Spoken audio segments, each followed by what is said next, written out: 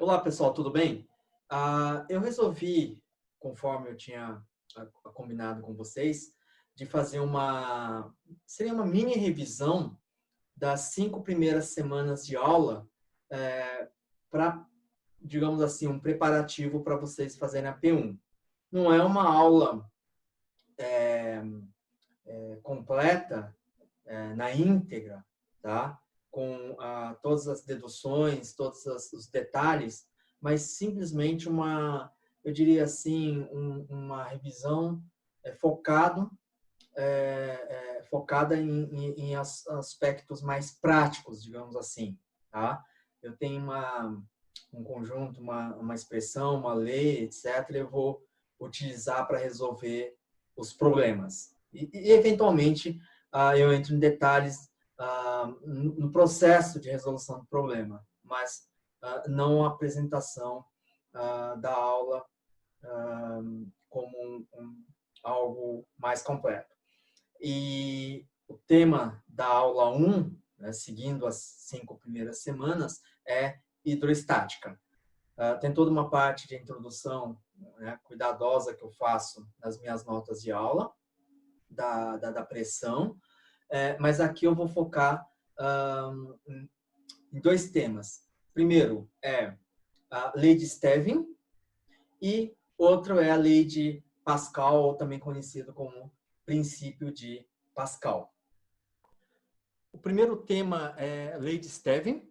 Que diz a lei de Stevin? Diz que a pressão no interior do fluido aumenta linearmente com a profundidade H. A expressão está aqui, P igual a P0 mais ρGH. Quem que é ρ? Densidade do fluido, que é a massa dividida por volume. G é o módulo da aceleração da gravidade. E H é a profundidade dentro do fluido.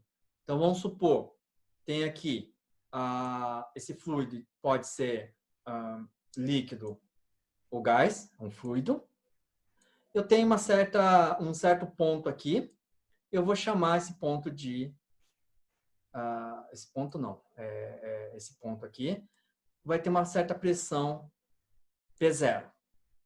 À medida que eu vou descendo, né, o que acontece? A pressão vai aumentando. Como? P igual a P0 mais ρgH. H seria essa profundidade aqui. Essa relação eu consigo aplicar para um fluido com densidade ρ.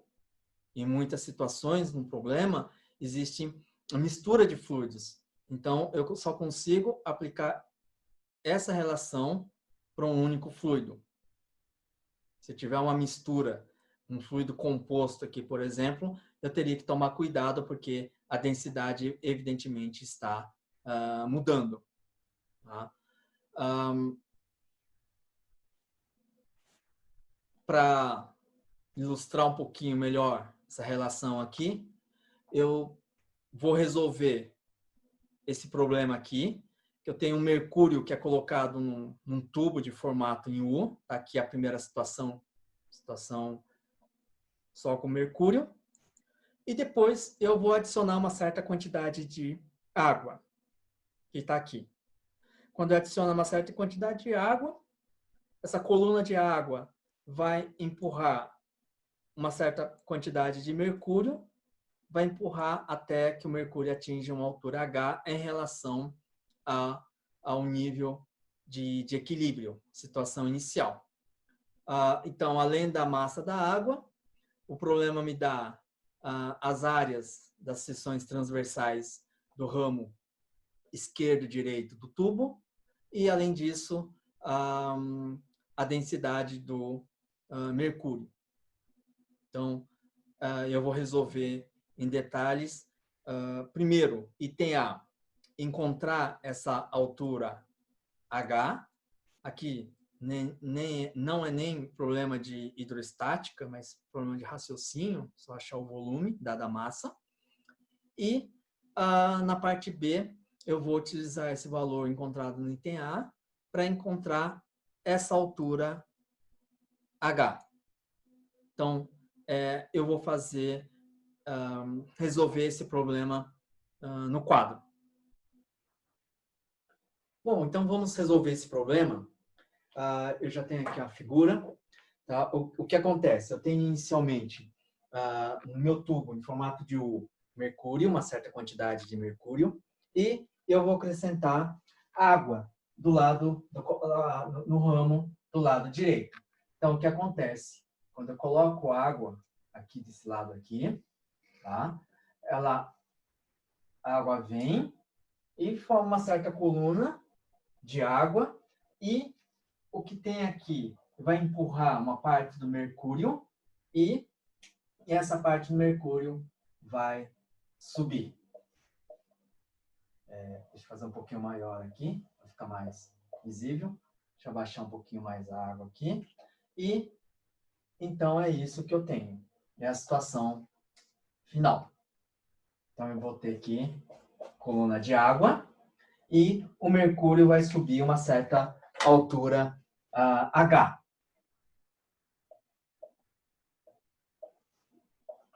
Hzinho. A primeira pergunta, no fim, meu objetivo é saber, sabendo a massa da água, a quantidade de água que foi colocada desse lado aqui, qual é a altura H, essa altura H. Esse é o objetivo. Então, para isso, o problema foi dividido em duas etapas. A primeira é calcular essa altura da coluna de água, que na verdade não tem nenhum não é nenhum problema de hidrostática, é simplesmente achar o volume da água e, na verdade, eu tenho a massa, com a massa eu tenho o volume e, sabendo que a seção transversal é A2, eu vou calcular a altura. Então, é essa altura inicialmente que eu vou calcular. Que eu vou chamar de HA e A aqui para água. Então, vamos lá. Eu tenho a massa da água que eu coloco aqui. MA é 100 gramas. E o volume da água é dada por a massa da água dividido pela densidade da água. Esse volume da água vai estar ocupado nesse ramo aqui, que é um cilindro, né, cilíndrico, de área, seção transversal A2 vezes altura HA. Então, esse volume da água vai ser HA vezes a área A2. E a área 2 aqui é 5 centímetros quadrados, enquanto que a área 1 é 10 centímetros quadrados.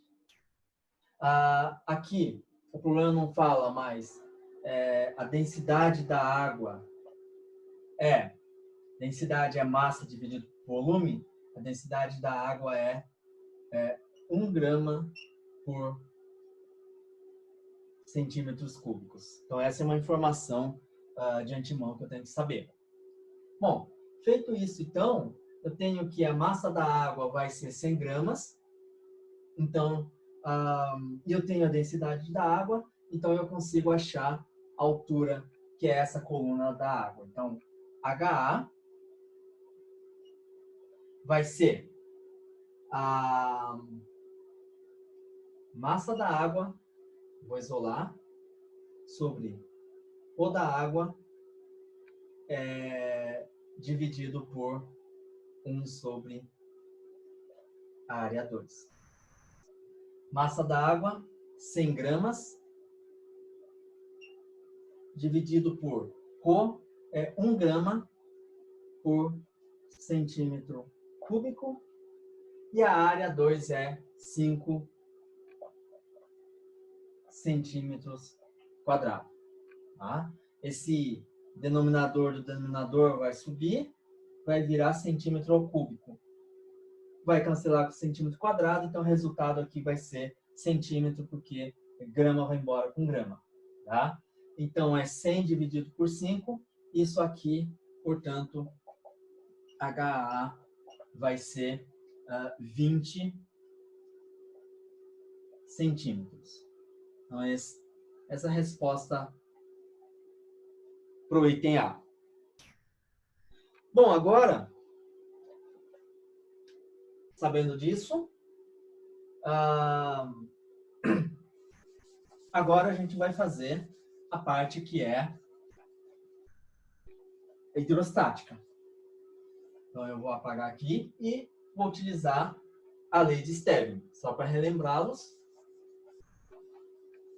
é importante entender da lei de Stevin Rho, que é a densidade do fluido, G, módulo da aceleração da gravidade, e H é a profundidade em relação ao nível P0. Ou seja, eu tenho aqui um determinado fluido e quanto mais eu vou me aprofundando, né, eu vou mais para baixo, que é o H, que vai medir o quão baixo eu vou, a pressão vai aumentando.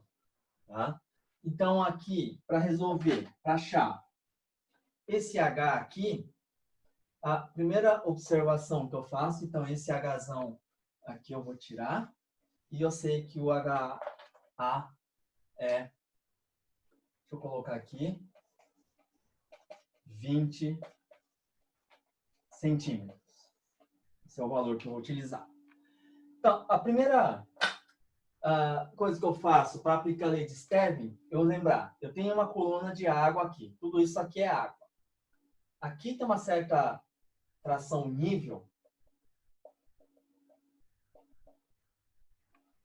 E quando observa que eu vou chamar esse ponto de A, ele está no mesmo ponto do A'.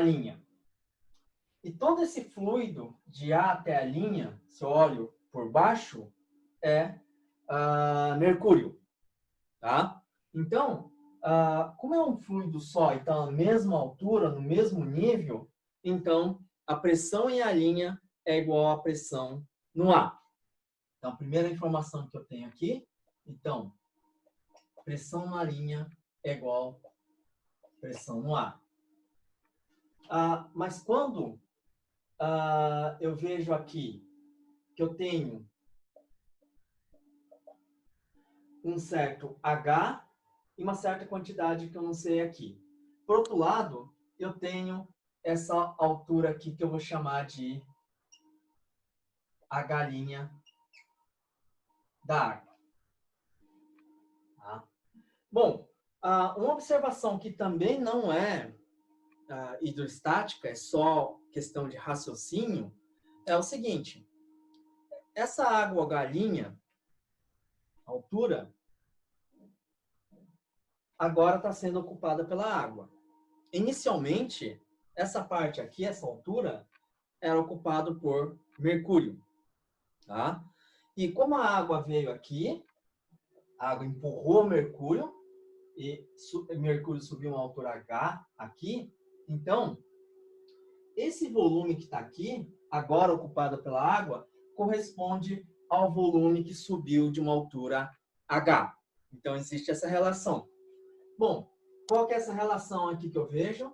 É que esse volume aqui, volume linha da água, que é A2 vezes H', tem que ser igual esse volume que ocupa uma altura H, que é a área A1H. Portanto, H' A é igual a A1 sobre A2H. Tá? E agora eu vou aplicar a lei de Stevin, que é esse cara aqui. Na mesma altura, a linha da mesma altura A. E eu vou olhar o ramo à esquerda. Olhando o ramo à esquerda, eu vejo que eu tenho Aqui é tubo aberto. Então, aqui é P0, assim como P0 aqui em cima. Tubo aberto. E aí,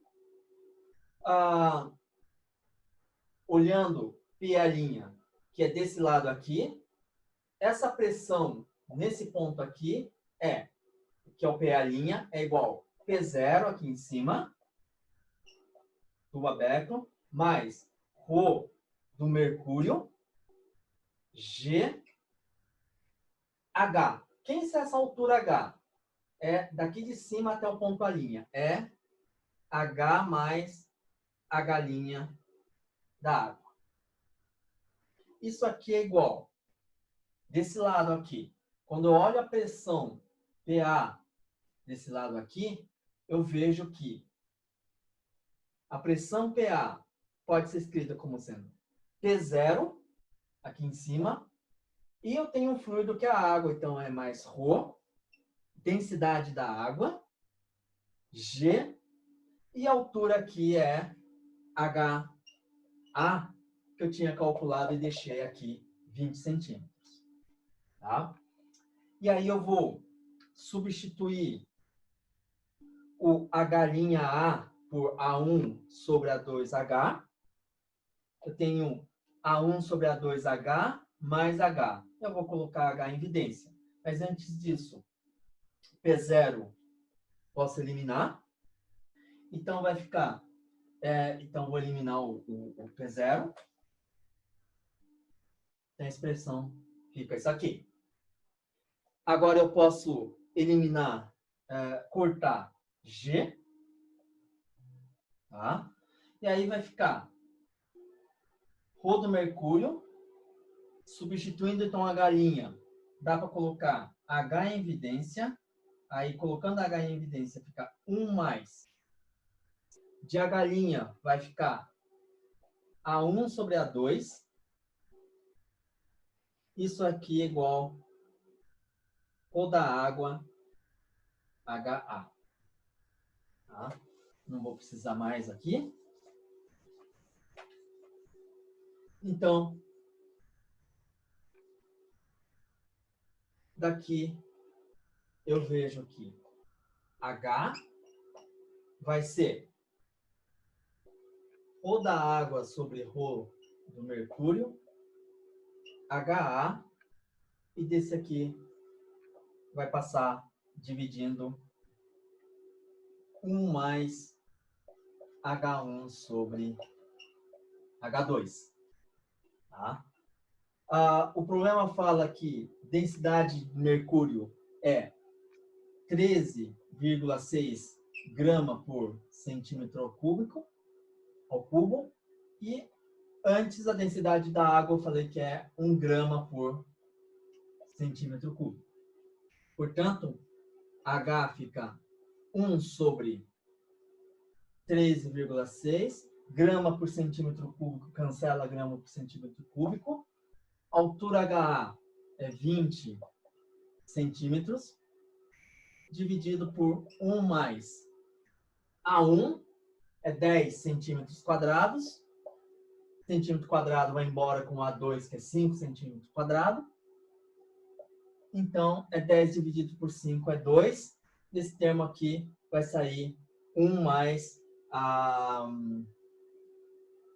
desculpe, A1, tá, vai ser esse termo aqui vai ser 3. Tá? De tal maneira que, multiplicando, fazendo a conta aqui, eu vou ter um resultado que H vai ser 0,490 centímetros. Tá? Esse é o resultado final. Uma observação que eu faço aqui, para vocês ficarem atentos, quando eu corrigi o teste e questões numéricas, né, eu vi um certo descuido, ou talvez desconhecimento de vocês quanto a utilizar quantidade de algarismos para expressar a resposta, resultado final.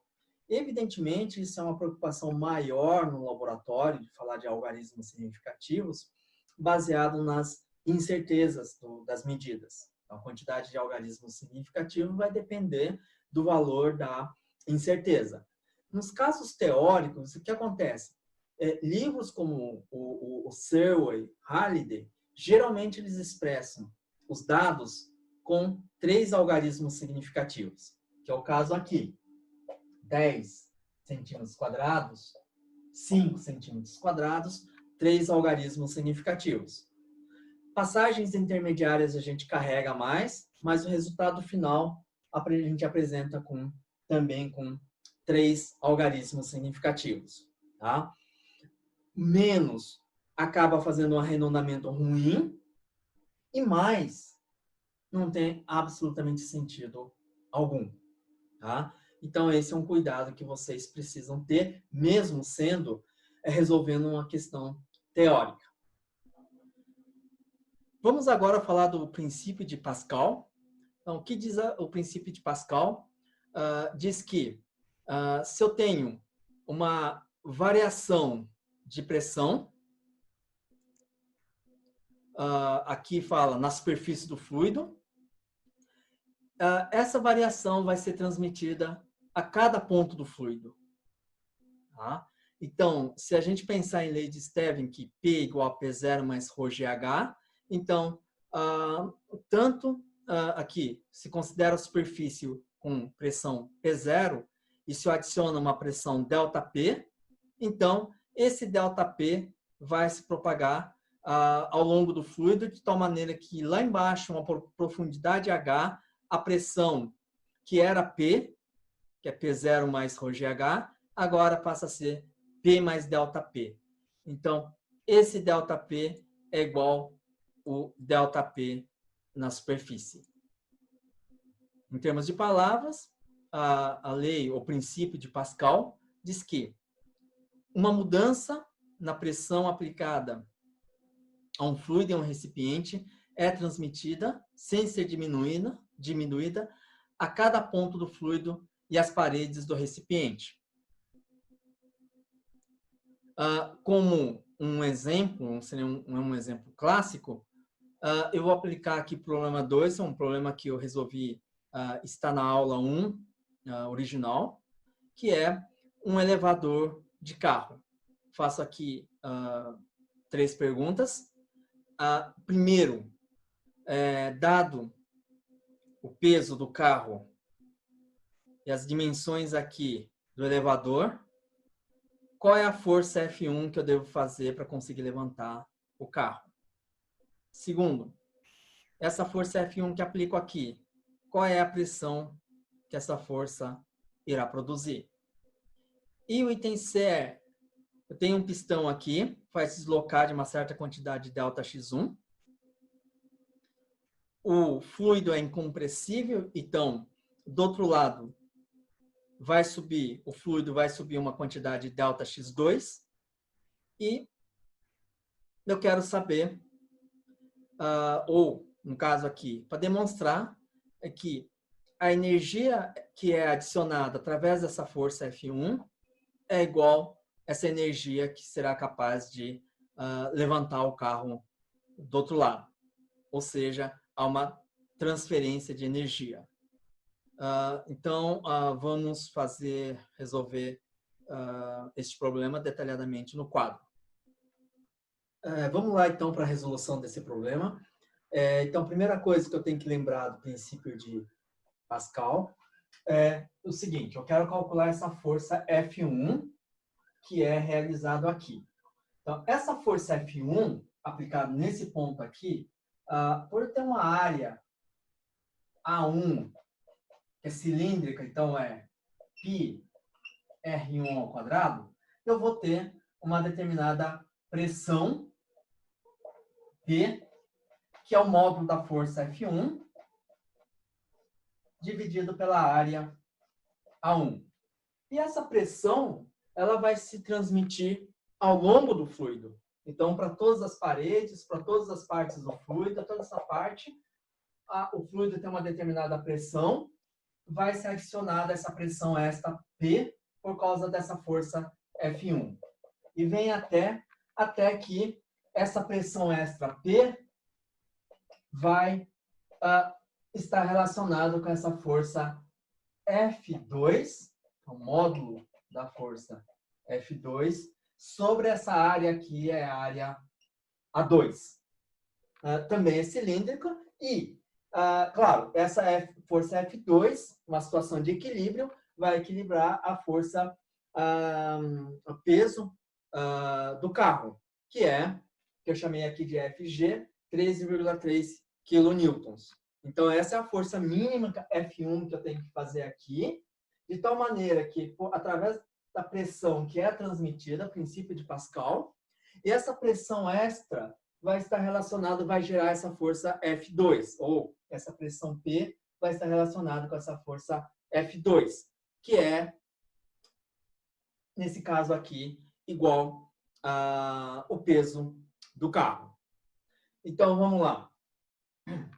Como a pressão é por igual, então, relativamente simples, que, por um lado, a pressão é módulo de F1 sobre A1, e, por outro lado, a pressão, olhando aqui, desse lado aqui da coluna, é F2 sobre A2.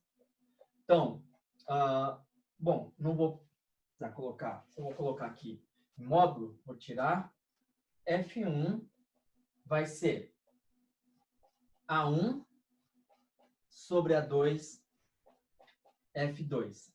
E F2 meu aqui é a força gravitacional, a força peso do carro.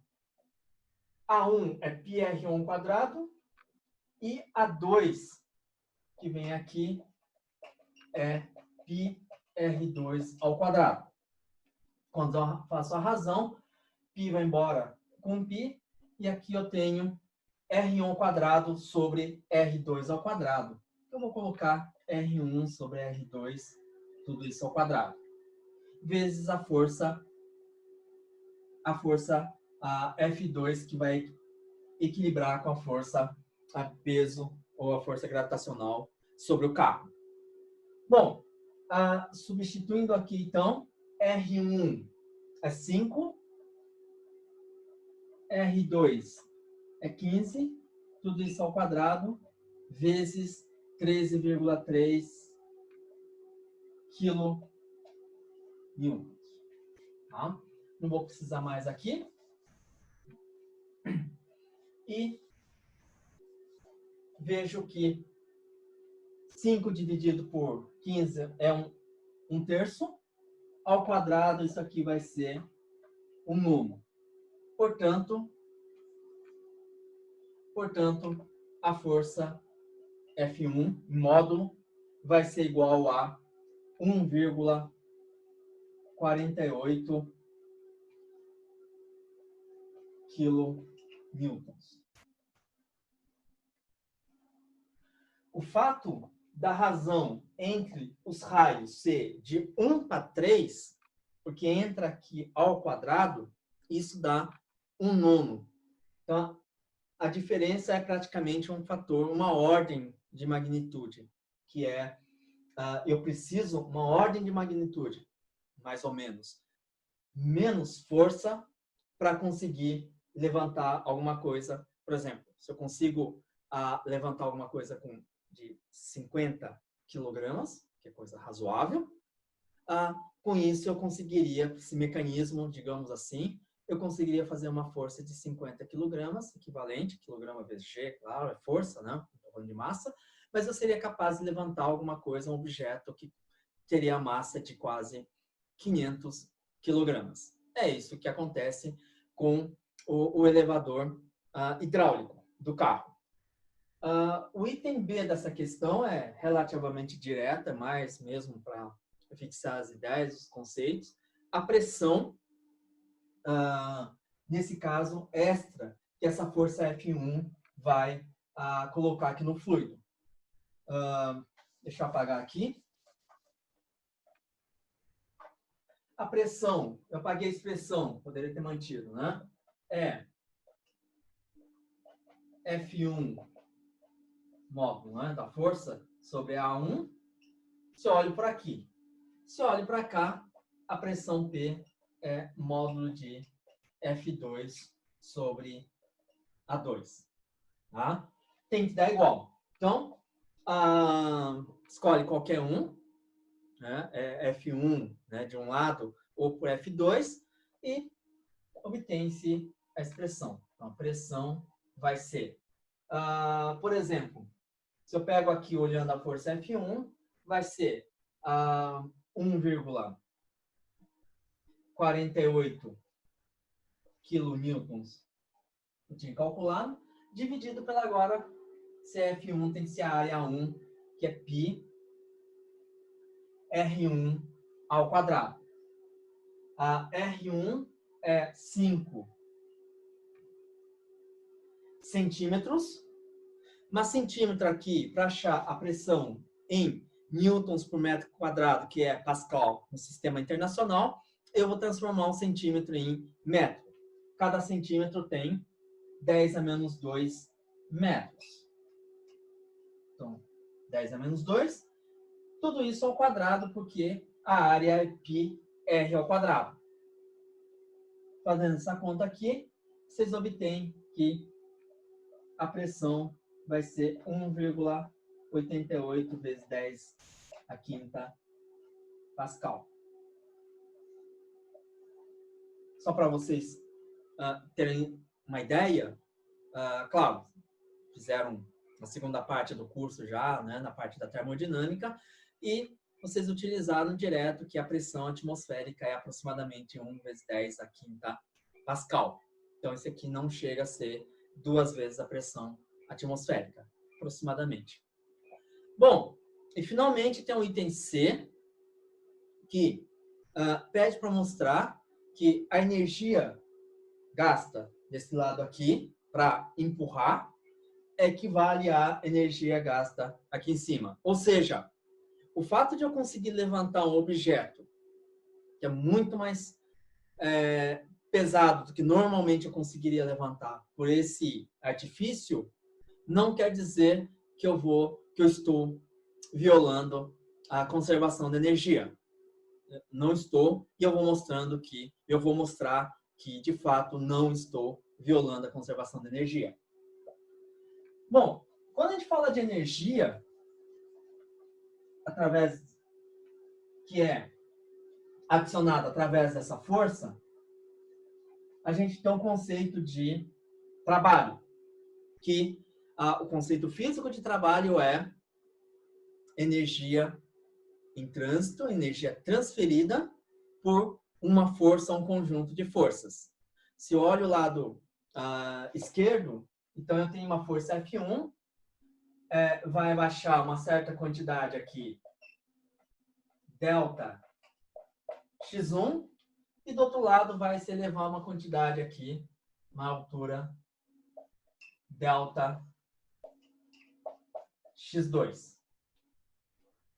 F1, deslocando o pistão, delta x1, ele vai transferir, essa força F1 vai transferir uma certa energia dada por trabalho 1, que é F1 delta x1. Estou imaginando aqui uma força constante. Por outro lado, eu vou ter aqui trabalho 2, que vai ser trabalho realizado pela força F2, quando desloca delta x2. E a ideia é fazer a relação W1 sobre W2. Então, isso aqui vai ser F1 sobre F2, delta x1 sobre delta x2. Aqui eu tinha apagado antes não, eu apaguei a relação que eu tinha obtido antes, que era F1 R1 sobre R2 quadrado F2, quando eu achei a força F1. Vou deixar desse jeito aqui, tá? Bom, então eu tenho F1 sobre F2 vai ser R1 sobre R2 ao quadrado. Agora, eu quero achar essa relação entre ΔX1 e ΔX2. Bom, eu estou assumindo aqui que o fluido é incompressível. Então, uma certa quantidade de volume de fluido que se desloca de uma altura ΔX1, esse volume vai ser equivalente ao que vai subir de uma altura ΔX2. Então, o fluido é incompressível. Volume não muda. Então, eu vou ter aqui que a quantidade de fluido que é deslocada aqui, eu vou chamar de ΔV1. Esse ΔV1 tem que ser igual à quantidade de fluido que sobe desse lado aqui, que é ΔV2. Tá? Isso aqui é um cilindro de uma certa altura, o volume do cilindro é a área da base, que é π R1 quadrado, e a altura do lado esquerdo é ΔX1. Isso aqui é igual ΔV2, que é a base, que é πr2 ao quadrado, ΔX2. Π vai embora com π, de tal maneira que ΔX1 é igual a, ΔX1 sobre ΔX2, passar esse cara dividindo, é R2 sobre R1 ao quadrado. Então, ΔX1 sobre ΔX2 é R2 sobre R1 ao quadrado. E F1 sobre F2 é R1 sobre R2 ao quadrado. De tal maneira que esse produto vai dar igual a 1. Ou seja, conforme esperávamos, o trabalho 1 igual o trabalho 2. Toda energia que é colocada desse lado através dessa força F1, ela passa para a força F2, a conservação de energia no processo.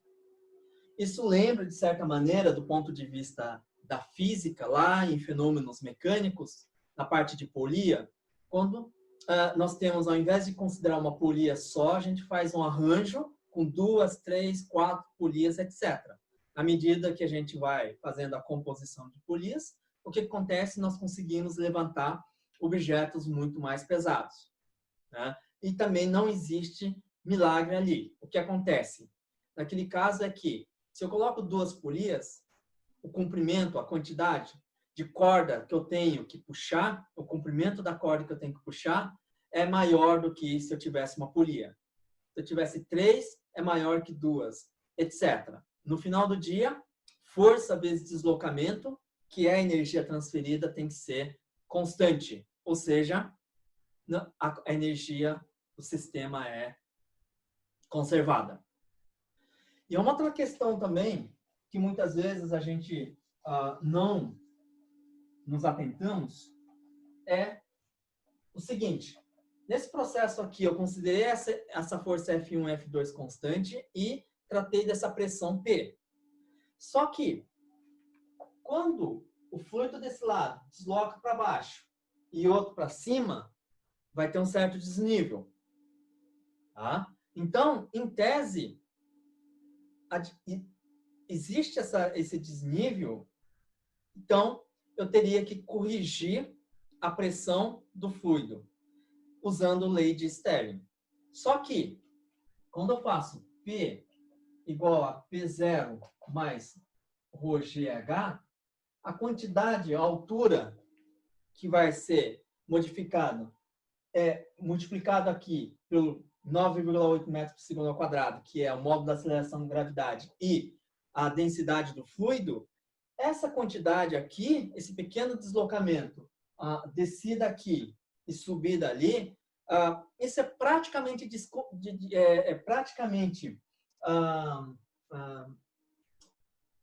pequenininho, ignorável, se essa força F1 que eu estou aplicando é suficientemente grande, que na prática é o que acontece. Então, essa pequena correção é geralmente desprezível, tá?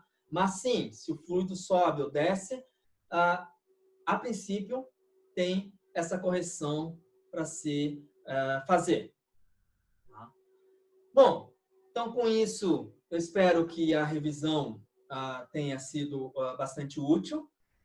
Não é exatamente só isso, vocês têm que rever a matéria. Por exemplo, eu disponibilizo no Moodle as notas de aula, então o mais completo, né, seria voltar para a nota 1, aula 1, e ler com um pouquinho mais de cuidado. E, evidentemente, também fazer a lista de exercício 1 relacionada aqui à aula 1. Bom, fico por aqui e a gente se vê na próxima aula, que é a aula 2. Eu vou falar sobre a hidrodinâmica. Um abração e até a próxima.